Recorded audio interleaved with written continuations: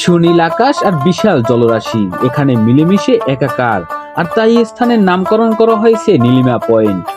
বরগুনার উপকূলীয় পাথরঘাটা পৌর শহরের দক্ষিণ অংশের বিষখালী নদীর তীরে শহরের রক্ষা বাদ তার আশেপাশে এলাকা এখন পর্যটন সম্ভাবনাময় উজ্জ্বল হয়ে উঠছে দিন দিন। পাথরঘাটা পৌর শহরের দক্ষিণে 2 নম্বর ওয়ার্ড, সেখানে বিষখালী নদীর তীরে ঝুঁকিপূর্ণ বেড়িবাঁধটি মেরামত করা হয়েছে। সুরক্ষার জন্য স্থাপন করা হয়েছে কংক্রিট ব্লক। দক্ষিণে বঙ্গোপসাগরের মোহনা, সবসময় থাকে মৃদুমন্দ বাতাস, সবসময় কানে প্রশান্তির পরশ বোলায় নদীর বহমান পানির ছন্দ। নৌকায় জেলেদের আনাগোনায় গোধূলিতে নীল আকাশের মিতালি করে বিষখালীর পূর্ব তীরে সবুজ শ্যামল গাছগাছালির সঙ্গে। বাঁধে নির্মিত ব্লকে বসে সন্ধ্যায় দেখা যায় পূর্ব দিক থেকে চাঁদ ওঠার দৃশ্য। চাঁদের আলো পরে শান্ত নদীর এক অপার্থিব নয়নাভিরাম দৃশ্যের সৃষ্টি হয়।